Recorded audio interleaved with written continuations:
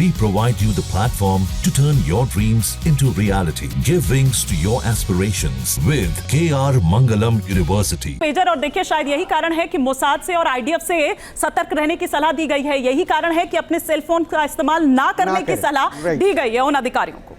ये बिल्कुल स्पष्ट हो चुका है कि यूएसएस निमित्ज के मिडिल ईस्ट की तरफ बढ़ने को क्या माना जाए।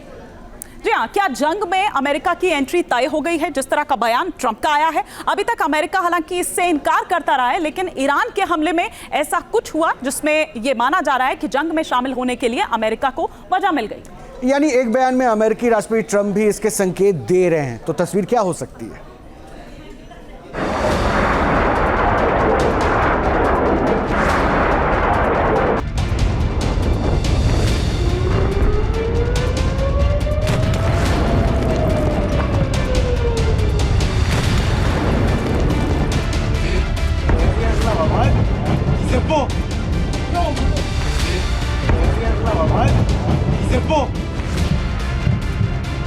क्या इजराइल ईरान की जंग अगले लेवल तक जाने वाली है?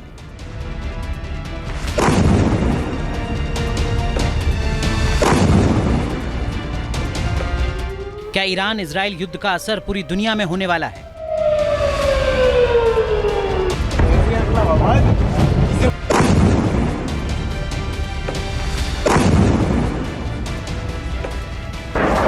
इजराइल लगातार ईरान पर वार कर रहा है।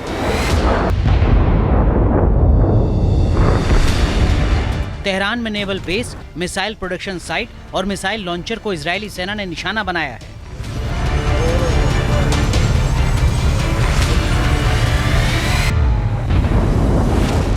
ईरान की तरफ से भी इजराइल पर पलटवार किया जा रहा है।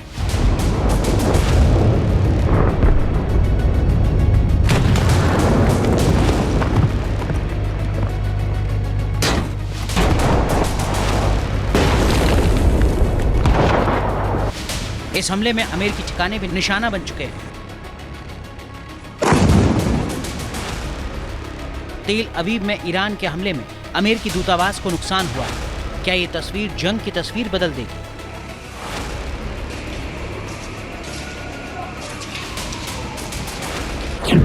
क्या इजराइल ईरान जंग में अमेरिका की सीधी एंट्री तय है? क्या खामनेई के खिलाफ सद्दाम जैसा एक्शन लेगा अमेरिका? क्या वर्ल्ड वॉर का अलार्म बजने लगा है? ईरान की मिसाइलें अब कहर बरपाने लगी हैं।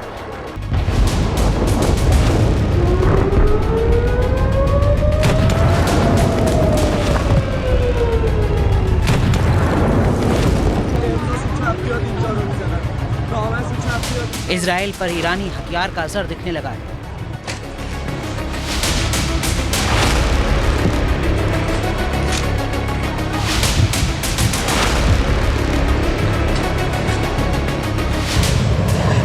इजराइल पर ईरान के हमले की ये तस्वीरें हैं। मिसाइलों के साथ ड्रोन के जरिए ईरान लगातार हमला कर रहा है।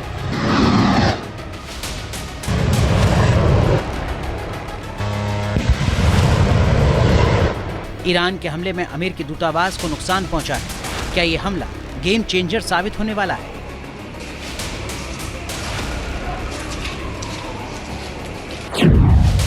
वैसे अमेरिकी राष्ट्रपति का कहना है कि अभी हम इस जंग में शामिल नहीं हैं, लेकिन हो सकता है कि आने वाले दिनों में हम इसमें शामिल हो जाएं। सवाल है कि इस स्टेटमेंट के क्या संकेत हैं? या जल्द ही इजराइल और ईरान युद्ध की तस्वीर बदलने वाली है? वैसे अमेरिका के अंदर से इस जंग में शामिल होने की मांग तेज हो रही है। खबरों के मुताबिक इस हमले से पहले नाटो की तरफ से इजराइल की पूरी मदद की गई।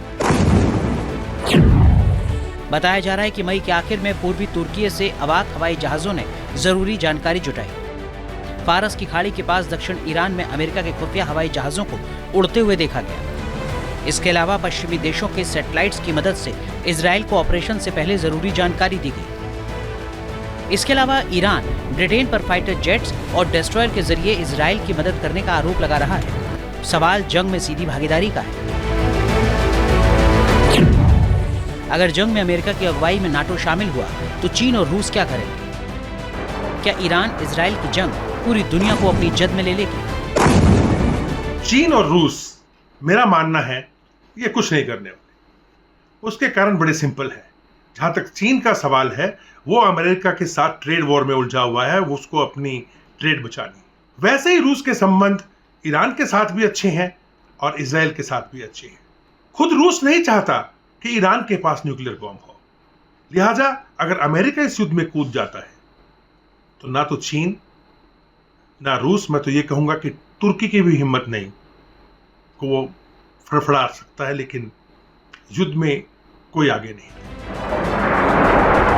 जंग के बवंडर के बीच पूरे मुद्दे पर अमेरिकी राष्ट्रपति डोनाल्ड ट्रंप ने रूसी राष्ट्रपति व्लादिमीर पुतिन से फोन पर बातचीत की है। बताया जा रहा है कि रूस ने पूरे मुद्दे पर मध्यस्थता का ऑफर दिया है। डोनाल्ड ट्रंप भी अभी डील की संभावना जता रहे हैं, लेकिन आने वाले दिनों में क्या होगा कहना मुश्किल है। अगर अमेरिका की जंग में सीधी एंट्री हुई तो क्या ये युद्ध महायुद्ध में तब्दील हो जाएगा? इस सवाल पर पूरी दुनिया की टेंशन बढ़ी हुई है।